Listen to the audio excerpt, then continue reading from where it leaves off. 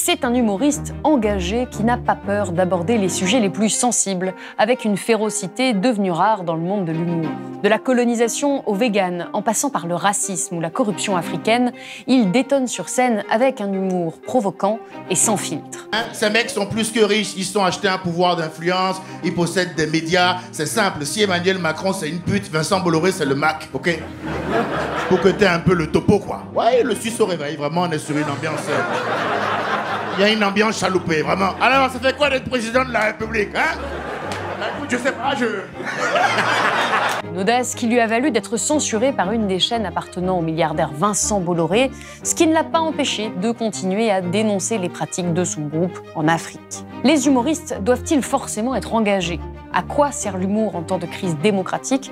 Quel est le prix à payer pour un engagement un peu trop bruyant? Pour répondre à ces questions, je reçois l'humoriste Edgar Yves dans cette nouvelle émission pour Blast.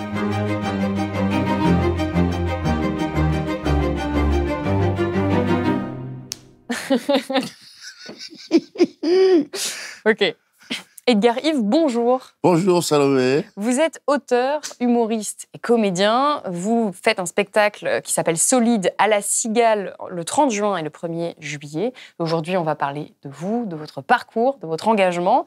Donc, j'aimerais qu'on revienne un petit peu au début, au commencement. Faut qu'on se tutoie déjà, hein? Ouais, on peut se tutoyer? On se tutoie. Très bien. Allez, on y va, cousine.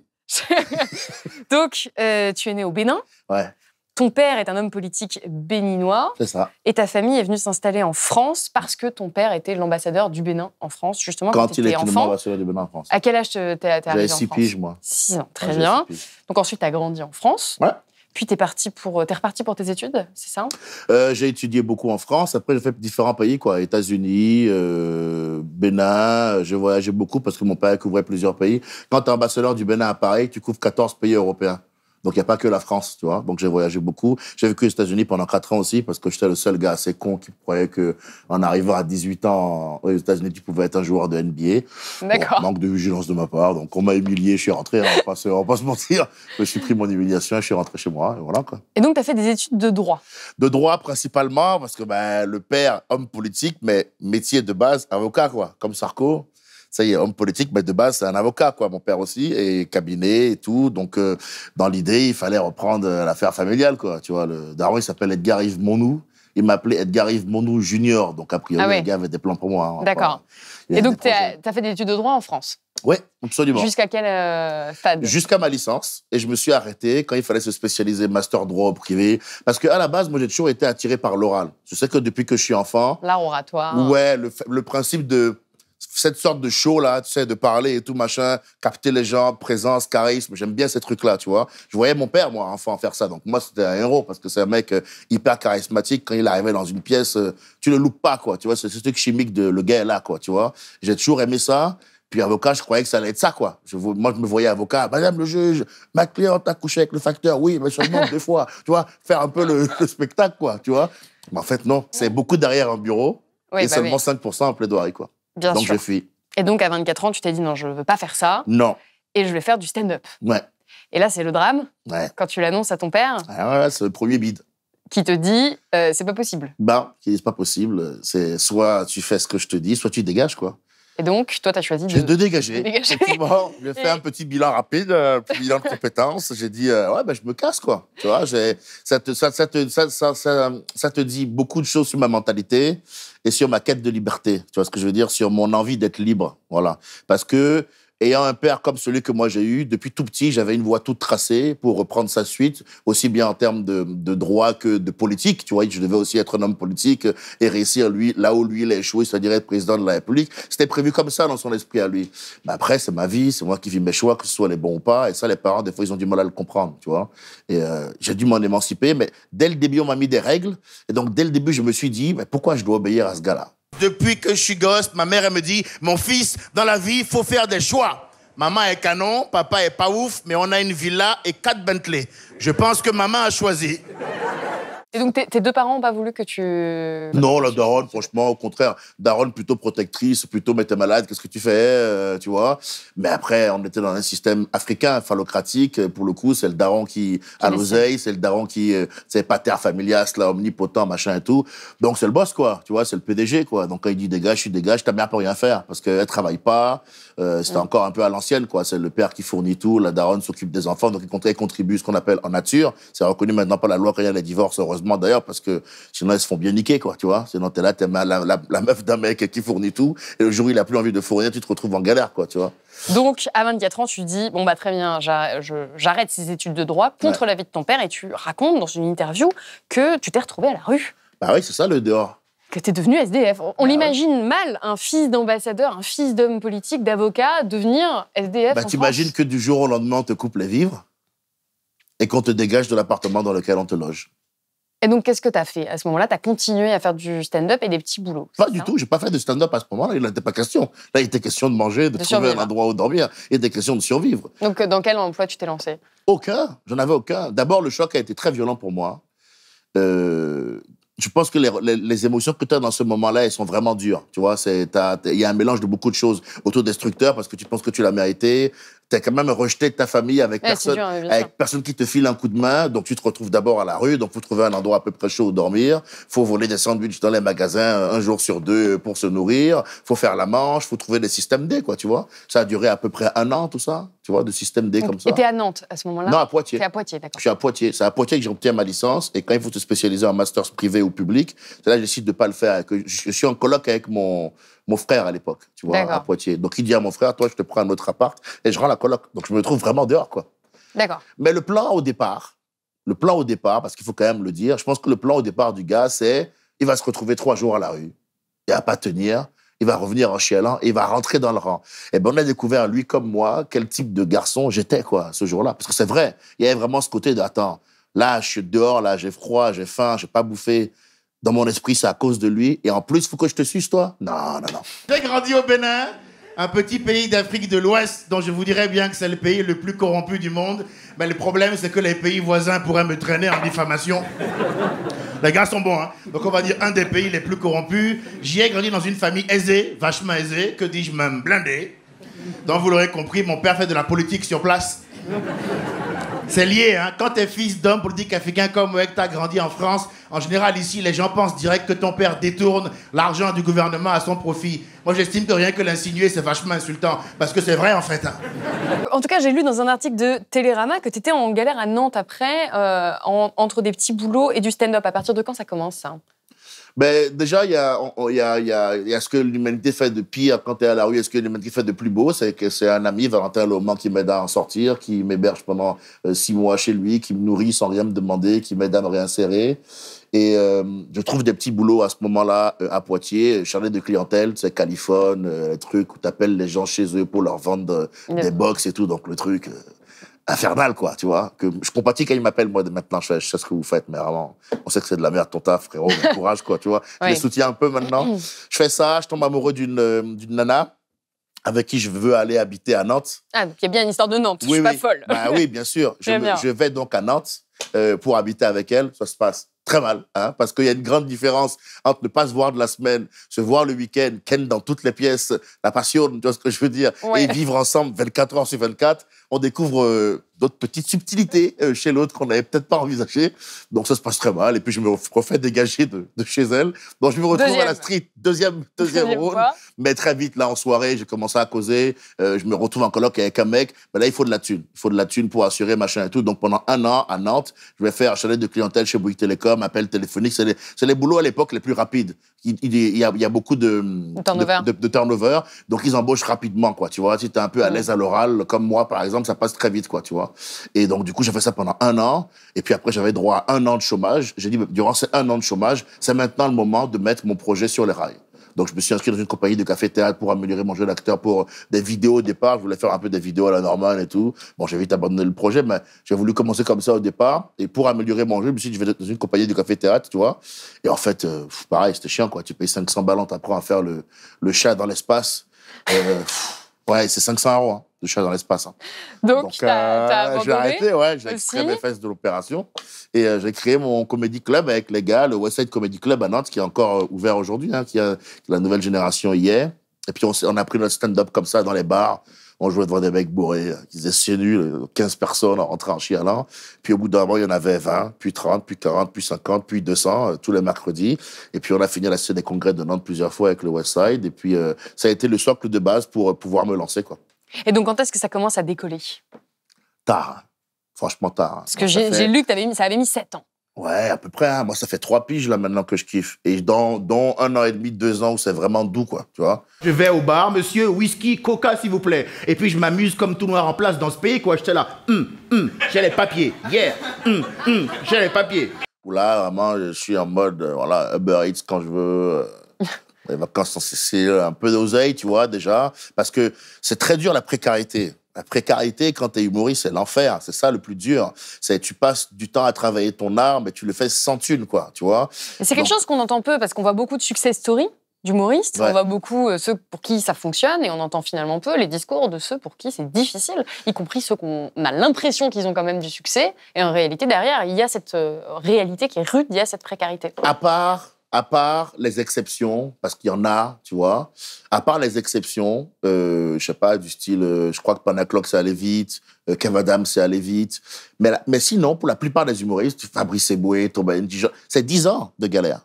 10 ans de précarité, 10 ans où tu apprends à apprendre ton métier aussi, dans les petites salles, dans les grandes, les moins grandes, les premières parties, à un moment donné, dans une grande salle d'un artiste qui lui est déjà en place. Après, tu reviens dans ta salle de 15 places, où tu as encore l'écho. Mais c'est dur. Quand tu arrives à Paris, tu payes pour jouer. C'est très différent de la province. Hein. La province, tu as un théâtre, fais ton accord, 60 pour eux, 40 pour toi. Déjà, c'est fou à l'époque, hein, mais tu réalises même pas à quel point tu es en train de te faire douiller. Mais tu te dis, bon, moi, j'ai envie de jouer. C'est aussi un métier où on profite beaucoup de ta naïveté, de ton envie de jouer, de bien faire. Oui, comme beaucoup de métiers passion. Voilà, pour te prendre ton oseille. Mais ça, c'est dans une deuxième phase de ton développement que tu te rends compte. Au début, tu veux juste jouer, prouver que tu es fort. Quand ça arrive, ça, après, tu dis, bon, attends, maintenant, mon argent, il va où? Qui le touche? Pourquoi? Comment? Là, tu deviens un peu businessman. C'est la deuxième phase. La première phase, c'est la naïveté, l'étoile dans les yeux. Je veux faire de l'humour, faire rire les gens et tout. Eh ben ça, c'est long, c'est dur, mais au moins, ça forge le mental et puis ça fait le tri. Entre ceux qui sont motivés et ben ceux qui ouais, sont pas. faut avoir la dalle, tu vois. Il faut avoir la dalle pour prendre un bide le mardi. Pas non plus, en plus, bouffer de ouf parce que tu as eu genre 25 € de chapeau à l'époque. Parce que moi, quand j'ai commencé, il y avait le chapeau. Maintenant, c'est des cachets, le Comedy Club. Donc, c'est encore mieux maintenant, et tant mieux, que quand j'ai démarré, moi, le Comedy Club, il n'y avait pas de cachet. Il y avait un chapeau et on devait tous aller partager ce qu'on avait eu dans le chapeau. Donc, tu partais avec 25, 30 balles. On pouvait te faire les courses de la semaine si tu étais un peu bon. Mais quand même, tu vois, c'est pas... Ouais, c'est dur. On n'est pas sur du foie gras, hein. Tu vois? Non, puis après, surtout à Paris, où le prix du logement est quand même très élevé. Chambre de bonne éclatée, 7e étage, pas d'ascenseur. Moi, j'avais même pas de fenêtre. Donc, j'avais même pas le luxe comme les chats, de mettre le nez vers l'horizon. Non, il fallait que je tire une corde, un Velux pour aérer un peu. Donc, ouais, les conditions, elles sont dures, mais par contre, ça forge ton mental. Et puis moi, j'avais cette histoire de... je me suis retrouvé dehors pour ça. Donc, moi, je dois avoir des résultats, tu vois. Le résultat, ça va être la preuve que je n'ai pas fait tout ça pour rien, tu vois. Le résultat vient sanctionner le fait que tu as fait le bon choix. Donc, moi, mentalement, il y avait ce côté, d'abord, toi, je te prouvais que tu as eu tort de faire ce que tu as fait. Et donc, pour ça, je vais absolument y arriver. Donc, moi, ça m'a tenu chaud pendant la galère, la colère. Et aujourd'hui, ça marche plutôt bien. C'est le moins qu'on puisse dire, puisque tu vas jouer à la Cigale. On l'a dit au tout début de cette interview. 2 fois. Que tu te passes sur Rire et Chanson, tu passes à la radio. Donc aujourd'hui, tu as une certaine aisance et un réseau et une reconnaissance du milieu. Ouais, je suis content de ça. Ça a mis du temps. Mais je pense que le secret dans ces moments-là, parce que c'est important de le dire aussi aux gens, dans ces moments où c'est difficile, on a beaucoup de mauvais réflexes, tu vois. On peut, par exemple, dire que c'est la faute d'un autre. On peut tomber dans l'aigreur. Pourquoi est-ce qu'ils prennent lui dans telle émission et pas moi? Pourtant, moi, j'ai le sentiment que je suis meilleur. Moi, je pense qu'en fait, on est responsable de soi-même et que souvent, si on n'est pas là où on a envie d'être, c'est que peut-être on ne fait pas ce qu'on était censé faire, tu vois. Moi, par exemple, c'est à partir du moment où j'ai remis en cause mon humour, où j'ai retravaillé mon humour, changé complètement de style, que ça a pris. Mais il a bien fallu qu'à un moment donné, je me dise, attends mec, peut-être c'est toi. Ton sketch sur le zouk et la soi-disant grosse tube des Noirs, là, c'est pas marrant, frérot. C'est-à-dire que tu fais rire des gens, mais tu ne dis rien d'intéressant. Tu ne crées pas de réaction chimique, tu ne connectes pas avec eux. C'est le moment où, entre le propos de l'artiste et le public, il y a la connexion, ce que moi j'appelle la réaction chimique, c'est là qu'il y a une bascule. Donc, dans ton discours, tu sais, le rire, c'est que de la technique. Tu vois, moi, je peux arriver, te faire un sketch sur le zouk, ce qui serait vraiment vieux, désuet et tout, et faire quand même rire des gens. Mais ça ne veut pas dire que j'ai fait un bon sketch. Tu vois ce que je veux dire ou pas? Mais je les ai fait rire. Par contre, si je fais un sketch où je parle de la corruption, des trucs comme ça, ben là, il y a le rire et en même temps, il y a le message. Et là, on peut connecter et se dire, putain, j'aime ce mec-là, j'aime ce qu'il dit, j'aime qui il est, j'aime ce qu'il défend, je veux aller le voir. C'est une nuance que beaucoup de gens n'ont pas. Vincent Bolloré est un ami. Et il me paraît normal d'aider les amis. C'est tout. C'est fini. C'est terminé. Hein? Je veux dire, au moins ici, ils se font chier à mentir, mon frère, ok? Ce homard n'est pas à moi, il est arrivé dans mon assiette par hasard, aux frais des Français, mais je ne comprends pas, ok? Au bled, t'es un voleur, ouais, mets-toi un Perrier, cousin. La partie de l'humour, moi, qui m'a intéressée et qui m'a donné envie de t'inviter aujourd'hui, c'est ces sketchs qui sont très engagés, qui parlent de politique, qui parlent de sujets très sensibles. Alors, j'en ai vu certains où tu parles d'infidélité, de sujets plus triviaux, Ouais. de sujets de la vie de tous les jours, de barbecue. Ouais. Et en même temps, à côté, tu parles de Vincent Bolloré, tu parles de la corruption en Afrique, tu parles de politique, tu parles de sujets qui sont ultra sensibles. Et il y a un sketch, notamment, qui a fait beaucoup de bruit, qui s'appelle La corruption, et qui t'a valu d'être censuré par Canal+, par la chaîne de Vincent Bolloré, où justement tu critiquais à demi-mot finalement les pratiques de Vincent Bolloré. Est-ce que tu peux nous raconter un petit peu Où ce je qui s'est critiquais passé? vraiment dans le cadre de l'homme. Déjà, la corruption, c'est vrai que c'est le sketch qui m'a lancé. C'est-à-dire que c'est le sketch qui a fait des millions. Et je pense qu'aujourd'hui, il a près d'une dizaine de millions sur tous les réseaux en cumulé. La première version de ce sketch, Rire et Chanson, a fait des millions. Et la deuxième version aussi, La corruption 2, où là, je l'ai bien filmé, je l'ai remis pour être sûr que je le fais bien chier, quoi, tu vois, parce que j'aime bien tourner un peu dans la chair, quoi, le tournevis, quoi, quand j'ai trouvé un filon, tu vois, j'aime bien faire chier le con, quoi, tu vois, donc j'y vais. Et en fait, c'est un sketch où je parle des rapports France-Afrique, tout simplement. Je commence par me vanner moi, parce que Sur Canal. T'as fait ce sketch sur Canal. Alors, sur les chaînes du groupe Canal, ce sketch, je le fais 2 fois, en gros, sur les chaînes du groupe Canal. Je le fais une fois sur C8, quand je suis invité à la grosse rigolade spéciale stand-up avec Cyril Hanouna. Bon, En direct? Ouais. Alors, non, pas en direct, c'est rediffusé. C'est-à-dire qu'on est capté, puis après diffusé, quoi. Donc, comment t'appelles ça? C'est rediffusé. Rediffusé. Voilà, oui, rediffusé. pas en direct. Voilà, quoi, donc pas en direct. Et c'est la deuxième fois sur Comédie Plus que ça passe cash et tout.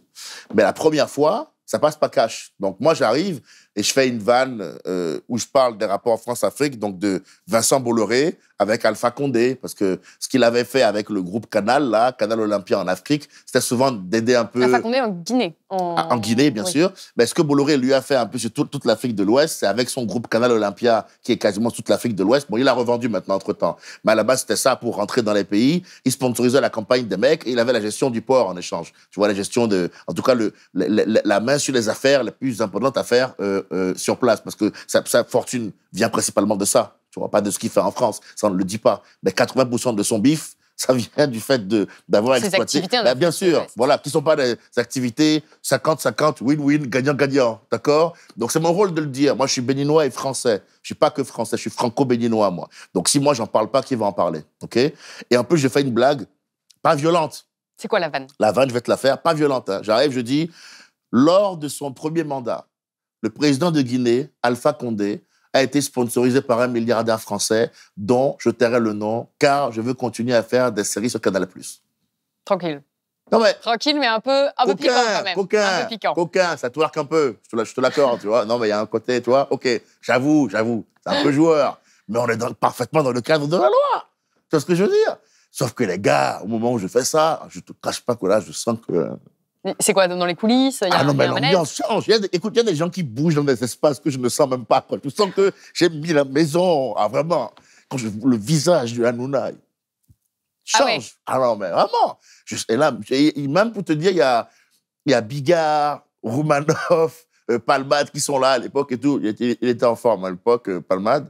Et ils sont, ouais, il était plus en forme. Ils sont tous là et tout.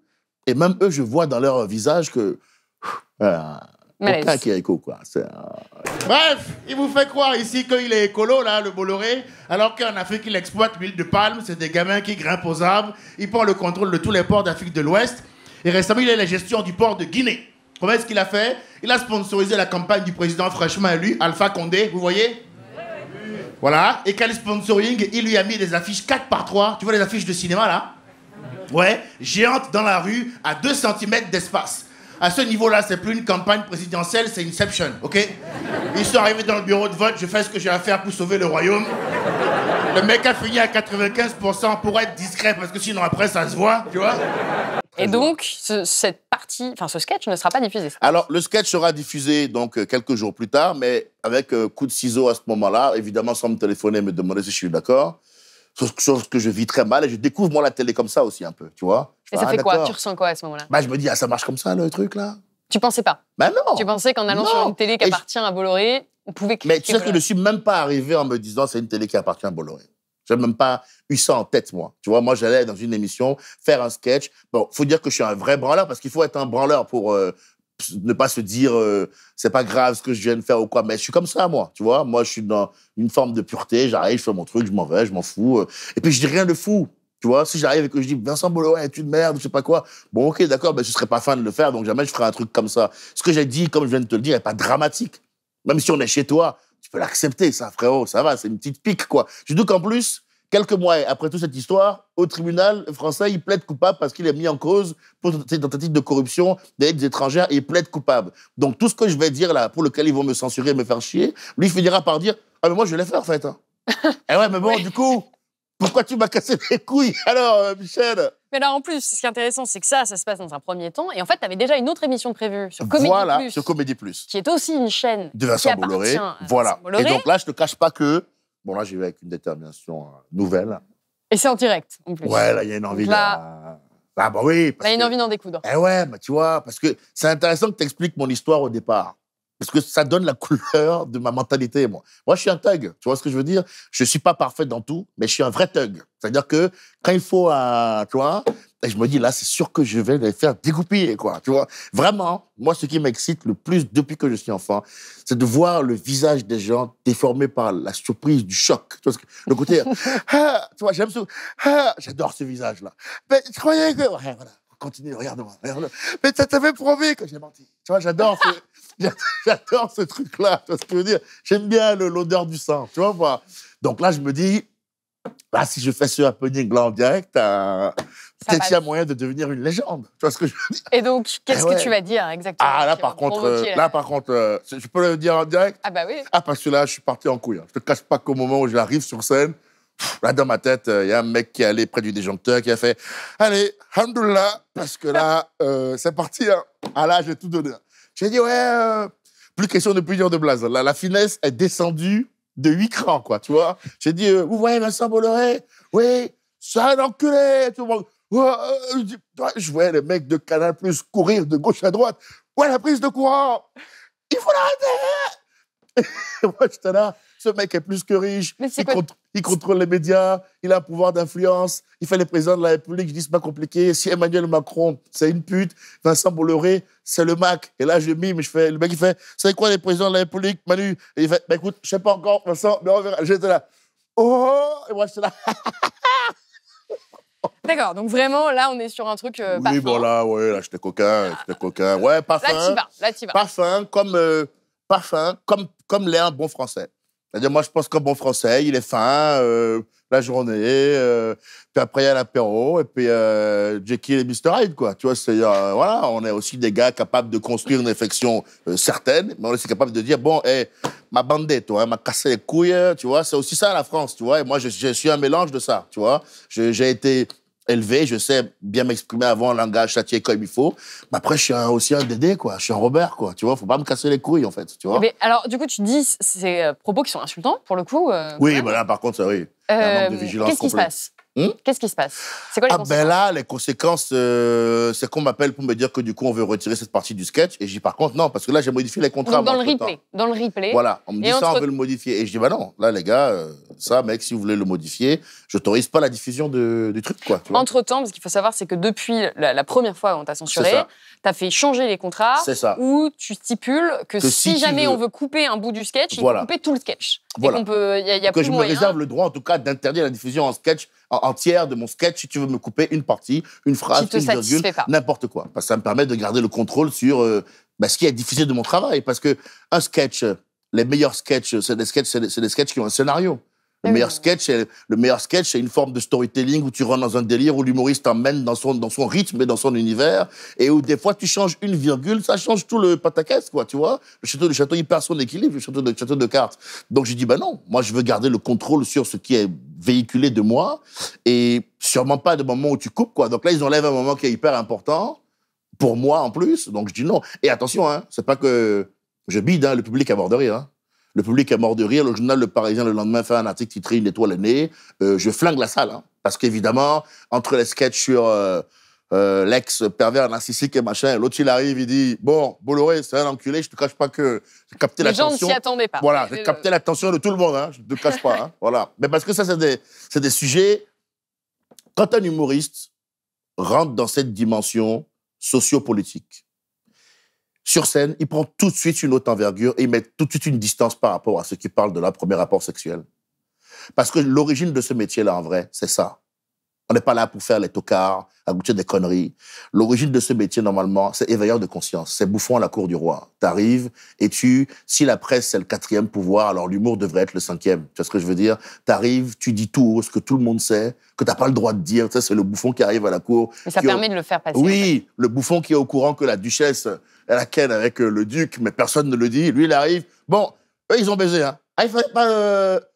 Ah, je suis désolé, j'ai manqué de vigilance. C'est ça, le bouffon, tu vois. Et des fois, le bouffon, on le butait, tu vois. Molière, il a pris cher. Les meilleurs humoristes qui ont fait leur boulot dans ce pays, historiquement, ils ont pris cher. Parce que le pouvoir n'aime pas se faire emmerder. Mais pourtant, c'est bien notre rôle de faire ça. Pour toi, le rôle des humoristes, c'est d'emmerder le pouvoir? Ben ouais, on a des bouffons quand même, quoi, tu vois. Chacun fait ce qu'il veut. Moi, j'oblige pas les gens à choisir leur thème. Mais je pense pas que quelqu'un me fera rire dans le monde dans lequel on vit aujourd'hui en me parlant de son premier rapport sexuel. Il a intérêt à bien le faire. Pourtant, toi, parfois, t'en parles de ces sujets un peu...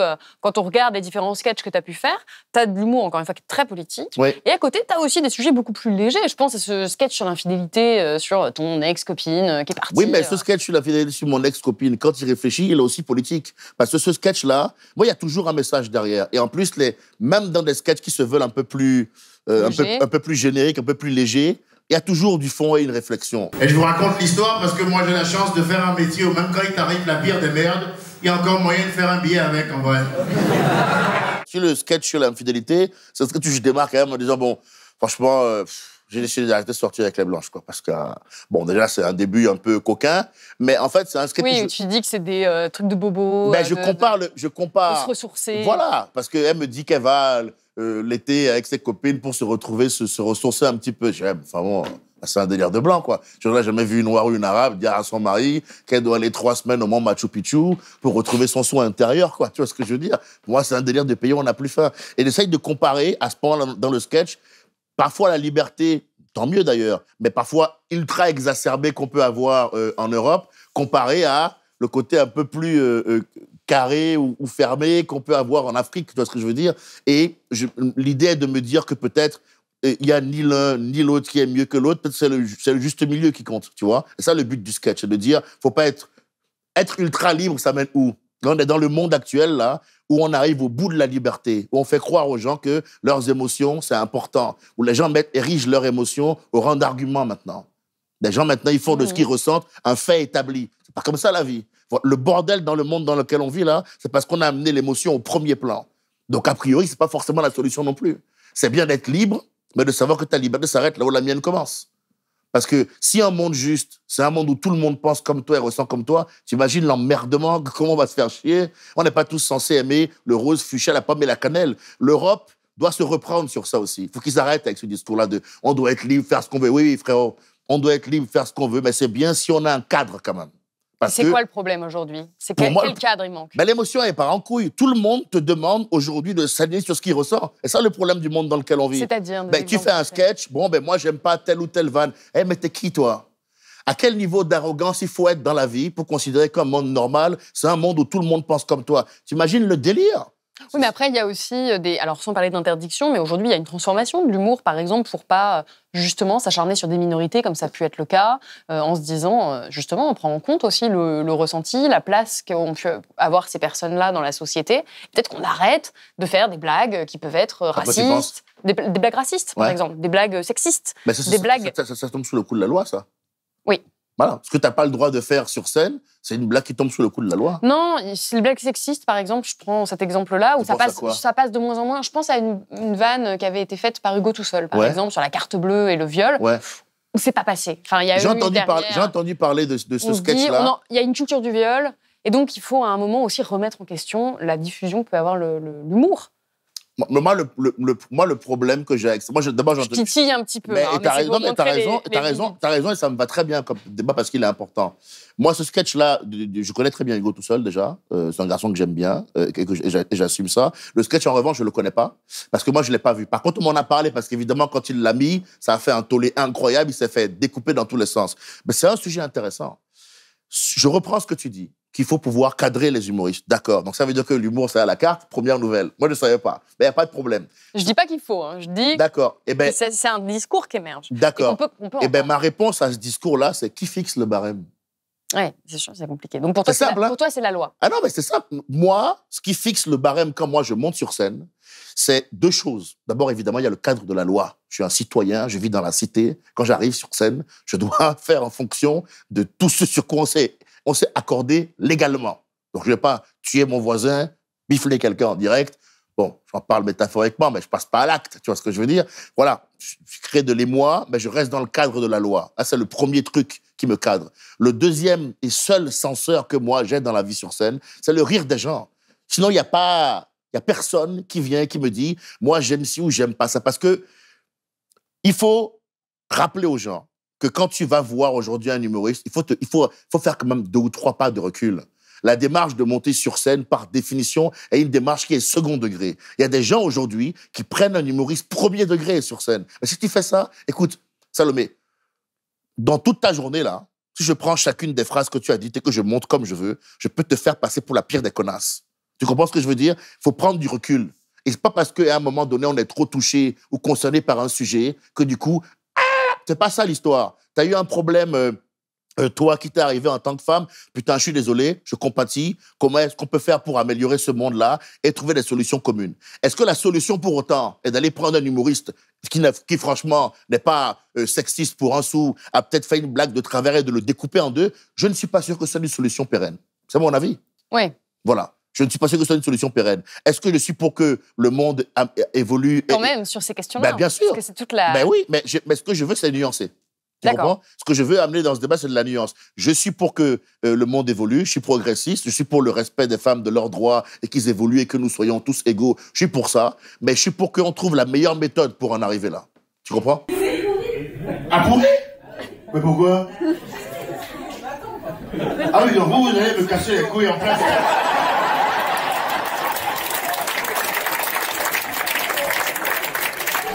Non, en plus, en vrai...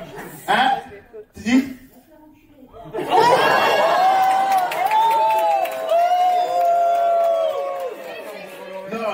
Non. Nous nous verrons à la sortie. Et nous réglerons ce problème. Non, en vrai, si je vous réponds normalement à ce que vous dites, moi je trouve que c'est intéressant de vous laisser vous prononcer à un moment donné pour savoir si vous aimez aussi ou pas. Pourquoi on devrait faire tout le boulot de A à Z? C'est quoi?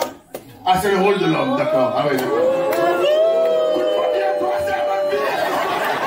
Ça pose cette question-là, c'est que toi, tu veux effectivement qu'on puisse avoir cette liberté d'expression presque totale, encore une fois, dans le cadre de la loi, parce que tu sens et que tu as vécu une censure qui aujourd'hui te paraît insupportable. Et tu as quand même prononcé une phrase qui m'a beaucoup interpellée. Tu as dit dans une autre interview, le meilleur stand-up, c'est le stand-up qui défend l'opprimé. Ouais. C'est comme ça que tu envisages quand même aujourd'hui ton métier. Ben oui. Donc avec un rôle vraiment politique. Mais moi, c'est le seul moyen que j'ai trouvé de prendre la parole et de dire ce que je veux. Et on me fait pas chier. Parce que quand je dis ce que je veux dans le privé, c'est insupportable pour les gens. La vérité, elle est trop directe, elle est trop franche. Et souvent, on me déteste, ou on m'engueule, ou on a envie de me faire taire, ou on m'aime pas. Parce que le premier mécanisme humain de défense, ma chère, c'est le déni. T'as ce pote à qui tu dis, t'as grossi. Et il fait, tu trouves? Ah non, objectivement, frérot, c'est pas que je trouve, hein. T'es lassé, trouve, t'as du mal à les faire, ton corps trouve, t'as grossi, frérot. Ben, ah ouais, dit-il en se finissant le chorizo. Les gens n'aiment pas se mettre la vérité en face, tu vois, les yeux en face des trous. C'est pas possible. Moi, je suis un mec qui, depuis que je suis petit, je fais une ligne directe et je fais, dis donc, c'est pas ça le truc. Ah, on a dit qu'on le disait pas. Ah ben non, ben c'est ça le truc, tu vois. Et ben ça, les gens ont du mal. Et ben sur scène, je camoufle ça de blague. et au moins je pointe les incohérences du monde dans lequel je vis. Moi, le monde dans lequel je vis, je l'aime pas. Oui, c'est quoi ton objectif à la fin? Mais j'aime pas le monde dans lequel je vis, C'est de le changer, ce monde-là? Écoute, si ça change, tant mieux. Si ça change, tant mieux. Mais j'aime l'idée qu'à un moment donné, dans mon œuvre et dans mon parcours, j'aurais fait beaucoup de temps d'humour, beaucoup de spectacles. J'aime l'idée que le monde aurait été un endroit meilleur aussi parce que j'étais là. C'est ça mon objectif, c'est de dire que j'aurais pu apaiser telle frustration, telle souffrance. Ceux qui me suivent sont contents de me suivre parce qu'ils disent qu'ils ont besoin qu'un mec comme moi dise ce que je dis. Et moi, ça me suffit ça parce que je suis un peu comme eux. Moi, en tant qu'humoriste, je cherche pas à convaincre tout le monde. Pas mon but, en fait. Tu vois, quand on parle des blagues, machin et tout, si t'aimes pas ce que je fais, non seulement c'est pas grave, mais en plus, très honnêtement, je m'en fous strictement. Hein. On va être... Non, mais je m'en bats les couilles. Ton tofu, je vais le ranger à un endroit, tu veux pas qu'on le range, la vie de ma mère. Tu niques l'ambiance, tu sais quoi, on va griller 2 cochons de plus, voilà. Non, on les mange pas, juste on les grille pour le plaisir, qu'est-ce que tu vas faire? Mon but n'est pas de convaincre tout le monde. Je suis pas un homme politique, moi. Je suis un humoriste. Ça veut dire que je veux pas convaincre tout le monde. Je veux trouver les gens qui partagent ma sensibilité. Le reste, ben, il y a d'autres gars. Après, tu peux quand même soulever des vraies problématiques, parce que quand tu parles de ce que fait Vincent Bolloré, par exemple, en Afrique, tu soulèves vraiment des faits. Mais je suis obligé de le faire. Tu parles de choses qui sont véridiques qu'on peut apprendre. Il y a presque un côté éducatif. Ben, en fait, l'idée, c'est de désembrumer, d'arrêter les mythos, d'arrêter le mensonge et de recommencer à dire un peu la vérité, tu vois, de pas laisser dire, de pas laisser entendre dans les bars quand t'es noir, ouais, en Afrique, vous avez encore des progrès à faire sur le plan du respect des libertés individuelles. Ah, parce qu'en France, non. Et quand on y pense, la corruption, ça a le mérite d'être le seul domaine où l'homme blanc dit à l'homme noir, apprends-moi. Ouais, j'aime bien l'idée, ouais, voilà. Faut bien qu'on soit leader quelque part, ok? Vous foutez de la gueule de qui? Tout va bien ici? On est dans un pays... Tu trouves qu'il y a une hypocrisie là? Non mais attends, on est dans un pays, tu fais un boulot que t'aimes pas. Là, avec la réforme de retraite, on te dit que tu vas devoir le faire pendant 3 ou 4 ans de plus. Tu dis, j'ai pas envie. Ouais, mais tu vas quand même le faire, Philippe. C'est ta vision de la liberté à toi. On vit dans un pays, on nous a dit, tu veux aller dans l'Union européenne, Constitution européenne. On a voté non, bon ben on y va quand même. C'est ta vision de la liberté, toi. On vit dans un pays où on nous met à chaque fois le chantage de Marine Le Pen contre qui tu veux, parce que qui tu veux va gagner. À chaque fois, on nous fait ça. C'est ça votre vision de la démocratie et de la liberté. Un pays où on est dans l'oligarchie, où il y a 10 milliardaires qui dirigent la France dans l'ombre depuis un bon bout de temps, pour qui les présidents bossent. C'est votre vision de la liberté? Non, c'est juste beaucoup plus hypocrite, beaucoup plus subtil. Mais on n'est pas plus libre que les quinfs. C'est faux, ça. On a vu les gilets jaunes se faire tirer dessus, mayonnaise, harissa, salsa, dans tous les sens. Macron, on tente pas. Ah non, c'est vrai que je n'avais pas bien vu. Excellent président de la République. Voilà. Bon, il y en a qui diraient qu'il y a quand même une nuance dans certains pays où on va tirer la balle réelle sur les gens, ce qui n'est pas ce qui se passe en France. Ben, chacun va aller chercher...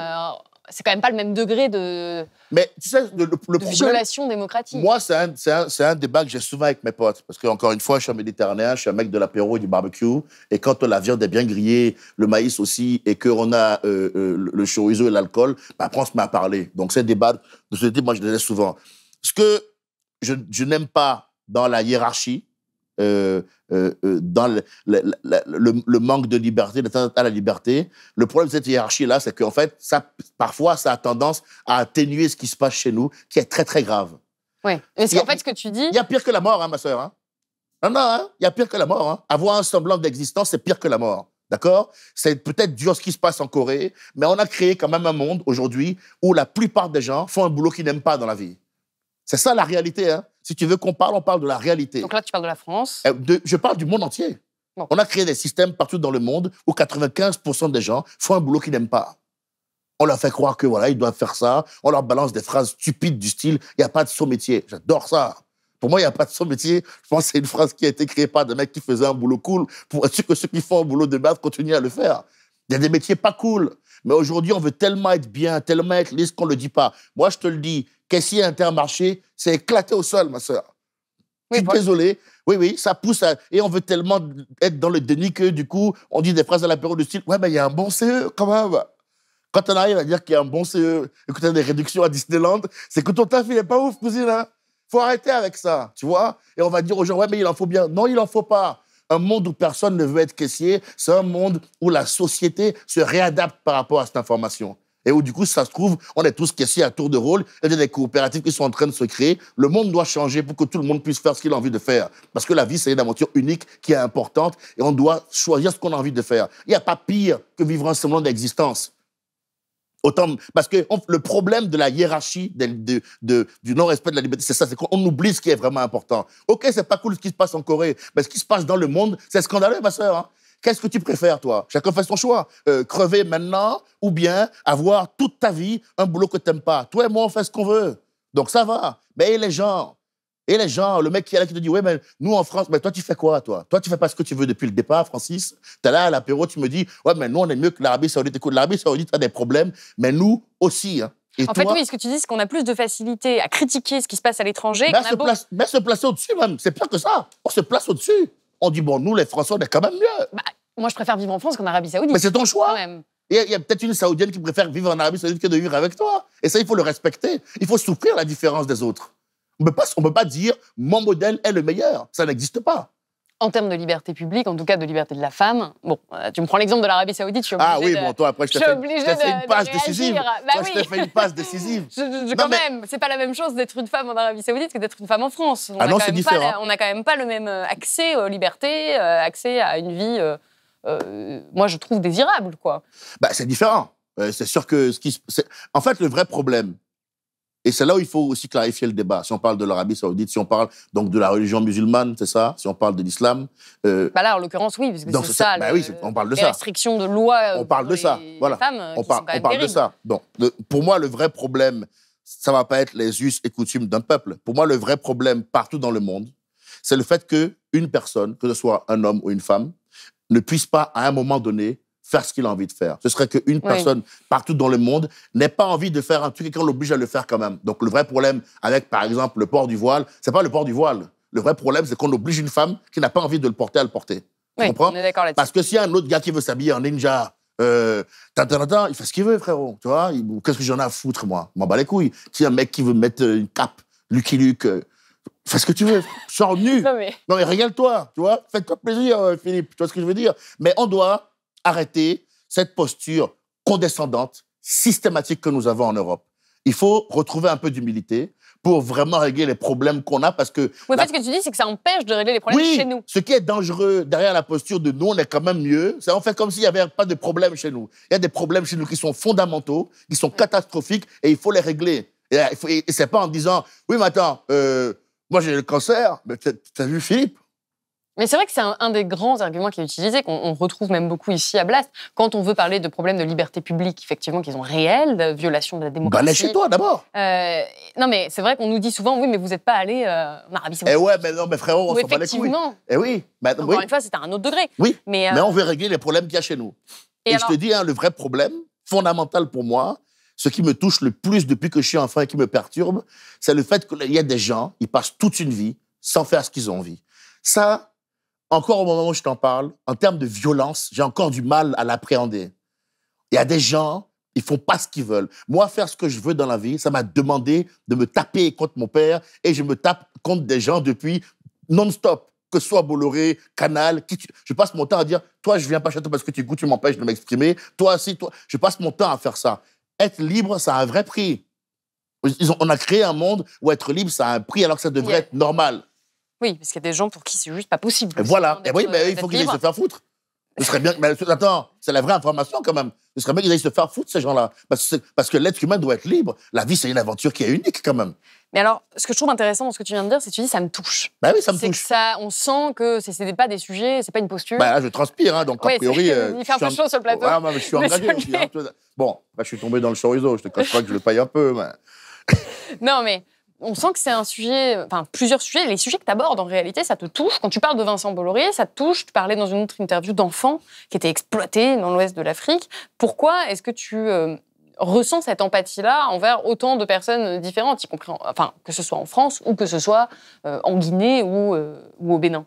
Ça, je sais pas. C'est des traits de caractère. On est avec. Moi, depuis que je suis gamin, l'injustice, c'est un truc qui me pose un problème. Mais ça rejoint et n'a pas pensé que toutes les discussions qu'on a, même si les gens ils pensent qu'on va de Madagascar là, à Toulouse et tout, en fait, il y a un lien avec tout ça. Tout ce qu'on est en train de dire, quand on parle de liberté individuelle, quand on a parlé de l'Arabie Saoudite, quand on a parlé de la France, tout, le lien avec tout ça, et qui me pose un problème depuis le départ, c'est le principe de « Hey, moi, je fais ce que je veux, moi. Je suis un pirate. » Parce que je veux dire, j'ai pas de règles, j'ai pas de drapeau. Je prends mon bateau avec mes gars, on boit des coups, on va coucher avec les femmes des marchands sur les ports et on se repart. Mais c'est ma femme, on est désolé, levez la voile, tu vois, et on y va. C'est ça, comme ça que moi je vois la vie, tu vois. Nanana, on chante avec les poteaux, on rigole, on apprécie le moment et on trouve sa place. Ce que je reproche à tous ces gens-là, c'est d'empêcher des gens de trouver leur place. Voire de carrément violer complètement leurs droits humains. Quand on parle de bien sûr. Et en en faisant ça, ils les empêchent de s'émanciper, ces gens-là. Si tu veux vraiment leur filer un coup de main, apprends-leur à pêcher, hein. Montre-leur comment on fait, et puis ils le font, ils se développent. C'est quoi le problème de l'Afrique depuis, putain? Je veux dire, si l'histoire c'est Game of Thrones, on est les Stark, hein, les cousins. Tout le monde nous a niqué, sauce mayo, ketchup, on a partout. Hein. Oh putain, waouh! Ouais. Parce que l'Afrique, depuis le début, esclavage, colonisation, décolonisation, la balkanisation du continent africain, on a délimité arbitrairement les frontières au stylo bic. Ça a donné des trucs catastrophiques plus tard parce qu'on a mélangé des ethnies qui ne devaient pas être ensemble. Maintenant, néocolonialisme. Ça veut dire maintenant, il y a un niveau d'ingérence des États européens dans la politique africaine qui est absolument scandaleux. On ne fait rien pour que l'Afrique puisse se développer et s'exprimer. On ne fait rien. Regarde la vidéo de Chirac au crépuscule de sa carrière. Elle est disponible sur YouTube. Hein. Vous tapez Chirac, Afrique, vol. Il dit, il serait peut-être temps qu'on rende quand même aux Africains. Hein? Tu vois? C'est le mec, en fait, qui dit, bon, peut-être on va arrêter un peu. C'est qu'une grande partie de l'argent qui est dans notre porte-monnaie vient précisément de l'exploitation depuis des siècles de l'Afrique. Pas uniquement, mais beaucoup viennent de l'exploitation de l'Afrique. Ce que je reproche à tous ces gens-là, c'est d'empêcher les gens de se développer, de s'exprimer. Voilà. Parce que le problème de Vincent Bolloré, de tout son groupe, c'est quoi? Ils ont décidé de contrôler ce pays et de faire en sorte que tout le monde va travailler pour eux. C'est littéralement ce qui se passe, hein. Tu tournes le problème dans le sens dans lequel tu veux. Alors, qu'est-ce que ça te fait ressentir, ça? Ben, ça, c'est la violence absolue. Ça, c'est les méchants dans les dessins animés, ça. Tu vois ce que je veux dire? Vincent Bolloré, c'est ça? C'est le méchant? Ben, ma soeur, c'est le mal. Moi, je suis Son Goku, lui, c'est Freezer. Non, mais c'est important. Parce que ces gens-là empêchent d'autres gens d'être libres. On a créé un système capitaliste pour qu'il fonctionne. Il faut qu'il y en ait qui souffrent en bas de l'échelle. On n'a jamais eu autant de disparités dans les richesses qu'il y en a dans le monde dans lequel on vit aujourd'hui. Il y a quoi, 10-15% des mecs qui ont toutes les richesses de la planète et tout le reste trime sa mère. Les gens galèrent, ils font un boulot qu'ils n'aiment pas. Ceux qui ont un peu de thunes, bon, ils vont glisser un peu sur la neige l'hiver, ils prennent les photos, mettent sur Instagram. T'as vu quand même, après l'été, pareil, ils vont nager, ils prennent les clichés, summer body, ça touchait des conneries là, et ils mettent ça sur Instagram. Et quand ils reviennent, c'est reparti pour le même lundi de merde, Mireille. Vous avez la carte du magasin? Non? Bon, ben allez, bip, bip, bip, bip. Ben, on a un bon CE quand même. Ah ouais, mais bon, arrêtez. Si on veut que le monde évolue, on doit se dire les choses violemment, directement, sans embâche. Éboueur, je suis pas fan. Je pense que c'est un métier qui est difficile et je pense qu'il y a des gens, s'ils peuvent éviter, ils évitent. Ça ne veut pas dire que c'est des merdes qui le font. Tu comprends la nuance? Ça veut dire qu'un monde où personne ne veut être éboueur, par exemple, c'est un monde où, ça se trouve, à tour de rôle, le week-end, on doit ramasser les déchets de chacun. Et je pense qu'un monde où tout le monde ramasse la merde des autres, c'est un monde où personne ne se la raconte à l'apéritif. Parce que t'as beau être trader, machin et tout, frère, t'as ramassé mon truc hier soir, donc redescends un peu. Il faut arrêter avec les dogmes, avec les obligations. Il faut, pour être dans le nouveau monde, il faut improviser et il faut remettre tout en cause. Même ce qui n'a jamais été remis en cause, il faut le remettre en cause. Ça passe par le choc, ça dérange, mais au moins, ça crée une discussion. Et est-ce que ça, c'est des sujets que tu abordes avec les autres humoristes? Parce que le ton que tu as, qui est vraiment quand même très engagé, c'est pas le ton forcément qui domine aujourd'hui dans le monde de l'humour. Bah, ça se saurait. Voilà. Après, nous, c'est pour ça qu'on aime bien faire cette émission à Blest, pour donner justement la parole à des humoristes un peu différents. Comment t'es reçu dans ce milieu-là? Quelles sont les réactions à tes propos? Mauvaises. Elles sont mauvaises. J'arrive, Donc c'est un coût, cet engagement-là? Oui, c'est un coût qui est un coût de solitude. Mais moi, la solitude, c'est devenu un état normal chez moi. Parce que déjà, en étant dehors pendant 1 an, j'ai été livré à moi-même à un niveau où peu de gens l'ont été, je pense. J'ai appris à développer un monde intérieur riche et à faire avec. Parce que j'ai la conviction, et je pense que c'est pas moi qui l'ai inventé, mais la conviction profonde que c'est pas parce qu'il y en a 6 qui t'aiment pas et que t'es seul que t'as tort. La plupart des gens qui sont arrivés avec des pensées nouvelles et trop progressistes, on a d'abord commencé par leur cramer la gueule, à l'instar de Galilée, plutôt que de les valider. Donc l'être humain, il est comme ça. Quand tu vas le chercher dans ses tréfonds, quand tu vas bouleverser ses bases, le socle sur quoi tout est établi, ben non, il ne veut pas entendre ce que tu es en train de lui dire. Parce que entendre ce que tu es en train de lui dire, c'est remettre en cause tout ce qu'il pense depuis tant d'années. Tu comprends? Donc, plutôt que d'accepter ce niveau-là de changement et de remise en cause, ben, préfère dire que tu es un connard ou que tu es une merde. Moi, il y a des gens avec qui j'ai eu des problèmes parce que mon pote me disait, il y a un bon ami qui me dit, mais toi, Edgar, tu dis les choses aux gens tellement directement, tellement sans embâche, tellement en ligne droite, que pour eux, émotionnellement, l'équivalent, c'est qu'ils se sont fait taper, en fait. Tu vois? C'est ça, en fait. Après, les mots peuvent être violents. Hein. Ah oui, mais moi, je te cache pas, peut-être c'est un défaut, Salomé, mais moi, ça là, si c'est blanc, je dis, c'est blanc, hein. Et je te dis pas, j'ai l'honneur de te signaler qu'il se trouve que cette table est de couleur blanche. Non, non, non. Cousine, c'est blanc, on enchaîne. Tu vois, c'est plus direct. Donc, tu peux y avoir un manque de vigilance, hein, je te cache pas. Donc oui, c'est mal reçu, mais qu'est-ce qui compte? Ce qui compte, c'est pas de les convaincre eux. Ils sont humoristes, ils font leur job, je fais le mien. Il y en a qui m'entendent très bien. Walidia, qui était ici. Il y en a que j'aime, d'autres que j'aime moins. Ça, c'est la vie, ça. Tu vois, il y a pas de... Moi, ça me dérange pas, ça. Tant que tu me manques pas de respect. Tu vois, moi, dans le film Fences, je sais pas si tu as vu Fences avec Violetta Davis et puis Denzel Washington, où il a un petit et tout, qui charge tout le long parce qu'il éduque un peu à la dure. C'est le père, Denzel Washington, il lui dit, écoute, t'en as rien à foutre que les gens, ils t'aiment pas. Par contre, t'as intérêt de faire en sorte qu'ils se comportent bien avec toi. Voilà. Moi, tant que tu me respectes, ça va. Tu m'aimes pas, c'est pas grave. Mais me manque pas de respect, par contre, c'est tout. Voilà. Ça, c'est important. C'est un truc qui doit rester avec tout le monde, c'est qu'on doit être dans le cadre du respect. Et ce qui me dérange dans le niveau des émotions aujourd'hui et d'ingérence émotionnelle, c'est que maintenant, les gens, ils partent vraiment en couille parce qu'ils n'arrivent pas à gérer leurs émotions. Parce qu'on leur a trop appris à mettre leurs émotions sur le devant. On a oublié cette notion de stoïcisme par moment, de se contrôler un peu. Hein, ce qui différencie quand même un enfant d'un adulte, c'est que l'adulte, il sait gérer ses émotions normalement. Ce qui valide le stade adulte, c'est la gestion des émotions. Tu sais gérer la rupture, tu sais gérer la colère, tu sais gérer la tristesse, tu sais gérer la frustration. Tu pars pas en couille quand ça ne te convient pas. Tu vois ce que je veux dire? Maintenant, les gens partent en couille quand ça ne leur convient pas. Et ce monde-là m'effraie. Ce monde-là m'effraie. Et donc, qu'est-ce que tu as prévu dans les prochains mois, prochaines années, pour continuer cette carrière, encore une fois, qui est quand même plutôt originale, qui est plutôt singulière dans le monde de l'humour? Est-ce que tu as des projets en particulier? Ouais, ben déjà là, moi, je continue maintenant. J'ai arrêté un peu la télé et tout. J'en ai fait beaucoup. Maintenant, j'arrête un peu parce que je trouve que sur Internet, il y a une vraie liberté de ton. Et c'est pour ça que je viens dans votre média, notamment, et tout.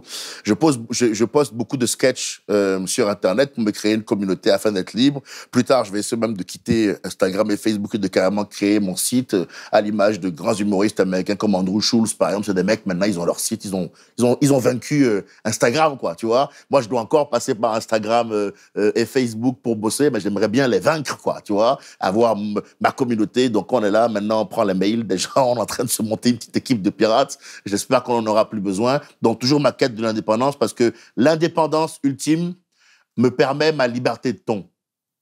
Tant que je dépends des gens, c'est compliqué de parler, de dire vraiment ce que je pense, tu vois. On l'a vu avec Vincent Bolloré, d'autres trucs que j'ai pu vivre comme ça. Si je veux vraiment pouvoir continuer à dire ce que je veux, je dois créer de la force par moi-même. Parce que c'est pas en étant dépendant que je pourrais dire ce que je veux dire et faire avancer ce que je veux faire avancer. Donc, quête d'indépendance, c'est obligatoire. Je suis en train d'écrire un film aujourd'hui avec Pathé, je suis content, sur mon parcours atypique, qui s'appellera sûrement Solide aussi. D'accord. Où je parle justement de cette quête de liberté, cette recherche de bonheur, où je questionne c'est quoi le vrai bonheur. Tu vois, c'est la discussion qu'on a là intéressante parce que, bah oui, c'est quoi le vrai bonheur? Parce qu'on va aller s'accrocher au final, pour moi, le vrai bonheur, c'est de trouver sa place, de trouver ce pourquoi tu es fait et de le faire. Et si tu ne fais rien dans le monde dans lequel tu vis pour améliorer la vie des autres, pour moi, tu ne sers à rien. Tu vois? Si le voisin est plus heureux, si la voisine est plus heureuse, si la femme se sent mieux, si le noir se sent mieux, si l'arabe se sent mieux, si le blanc se sent bien, je me sentirais mieux moi aussi. C'est pas ricochet. Si tes droits sont respectés, les miens aussi. Si tout le monde va mieux, j'irai mieux moi aussi. C'est du bon sens, tu vois. Donc ça, mon film et puis mon spectacle, je vais continuer à jouer. Mon but, c'est d'en faire un tous les ans et demi, tu vois, un peu à l'américaine, tu vois. Dès que je fais une tournée, dès que c'est fini, je pars à la montagne avec Maître Rudy, j'apprends de nouveaux trucs et je reviens. Mais il y aura toujours ce truc un peu dénonciateur. Il y aura évidemment un mélange de genres. Il y aura des sketchs plus politiques et des sketchs des fois plus légers parce que je pense qu'il en faut aussi. Hein, on a besoin de rire avec les chipolatas, mais on a aussi besoin de parler de ce qui se passe en France. Et tu seras donc à la Cigale le 30 juin et le 1er juillet. 30 juin, 1er juillet. Tu as des dates en septembre aussi. Ouais, et je reviens à partir de septembre jusqu'à fin décembre, je crois, au Théâtre des Mathurins, tous les vendredis et samedis à Paris, tous les week-ends, voilà, je serai là. Donc venez, là, les gens viennent, c'est cool, je suis content. Et puis en deuxième moitié de saison, je reprendrai une grosse salle, histoire de faire la fête, peut-être l'Olympia. Très bien, on te le souhaite. Je pourrais dessiner un phoque en lettres rouges, genre, comment je peux faire ça? Et j'ai une dernière question avant de terminer cet entretien. Comment réagit ton père à ce succès maintenant C'est une question très personnelle à laquelle tu n'es pas obligé de répondre, mais si, ça interroge parce qu'on se dit bon. C'est pas mon genre de pas répondre. Mon père n'ose pas parler pendant 10 piges, hein, quasiment, du coup, avec cette histoire. Bon, déjà parce que je pense que de toute façon, quand tu poses un acte comme ça, d'un côté comme de l'autre... ça jette un froid. Bah ouais, hein, ça a tendance à glacer un peu l'ambiance du saloon. Est-ce qu'il reconnaît qu'il s'est trompé? C'est un père africain. Tu vois, il y a pas longtemps, il m'a mis un message.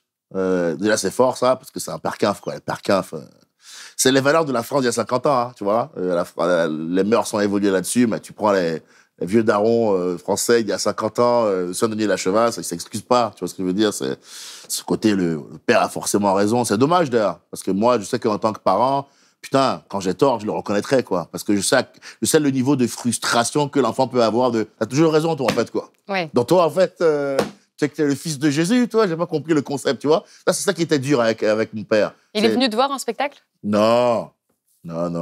Peut-être qu'il viendra un jour, on verra, je sais pas. Mais je sais qu'il a envoyé un message où, quand même, il a reconnu mon talent, quoi. Donc, parce que t'imagines, t'es homme politique, t'envoies ton fils d'or parce que tu veux pas qu'il fasse du stand-up. Et je te signale quand même que le sketch qui me fait exploser en France, c'est la corruption, quoi. C'est-à-dire que lui, il est dans son bureau, genre, et c'est 3 ou 4 ans après, au moment où tu me tèges, tu vois. Et dans son bureau, un matin, il ouvre l'ordinateur, le secrétaire dit, vous devriez mettre YouTube, là, parce qu'il y a un truc qui est en train de... Et là, putain de merde, tu vois. Je pense que c'est fou quand même, tu vois. C'est fou quand même. Et ça, c'est ma fierté en tant que personne, parce que je pense qu'il y a des compétences dans la vie qu'on ne développe que dans l'adversité. Et je pense que c'est dans l'adversité qu'on découvre qui on est. Et bien, ce que moi j'ai découvert sur moi, ça me convient parfaitement. Je suis courageux, je me bats, j'ai pas raison sur tout, je suis pas parfait, mais je suis armé de bonnes intentions, de nobles intentions. Je suis fier et je veux que ça reste comme ça. Parce que je pense que tout le monde devrait avoir ça, de bonnes intentions et être fier. J'ai envie de dire aux gens qui nous écoutent, qui nous regardent, soyez fiers. Soyez fiers d'être qui vous êtes, soyez fiers pour vous-même, assumez votre liberté. Et si vous avez des fois à subir des choses négatives parce que vous assumez votre liberté, eh ben c'est pas grave, parce qu'à la fin, l'image qu'on a de soi, c'est important. Faut pas remettre ça en cause. La dignité, le respect de soi-même, c'est important. Eh ben, on va terminer sur ces paroles. Merci beaucoup d'avoir été avec nous, Edgar Yves. C'est la fin de cette émission. C'est quand j'ai moins chaud, mais juste à la fin, là, parce que j'avais chaud. Merci beaucoup d'avoir regardé cette vidéo en entier, j'espère qu'elle vous a plu. N'hésitez pas à me dire en commentaire ce que vous en avez pensé. Êtes-vous d'accord avec la vision d'Edgar Yves de la liberté d'expression, par exemple, ou encore en ce qui concerne le rôle de l'humour? Si cette émission vous a semblé intéressante, n'hésitez pas à la partager ou à mettre un pouce en l'air sur la vidéo. Et dites-moi en commentaire quel humoriste vous voudriez voir venir prochainement sur le plateau de Blast pour parler humour et politique. Enfin, comme toujours, je vous rappelle que Blast est un média complètement indépendant. Nous ne vivons pas grâce à Vincent Bolloré, mais uniquement grâce à vous, notre audience. Et c'est ça qui nous donne la possibilité de recevoir des humoristes comme Edgar Yves sans jamais avoir à censurer ses propos. Donc si vous voulez que ces émissions puissent continuer, faites un don ou abonnez-vous sur blast-info.fr. Et moi je vous dis à bientôt.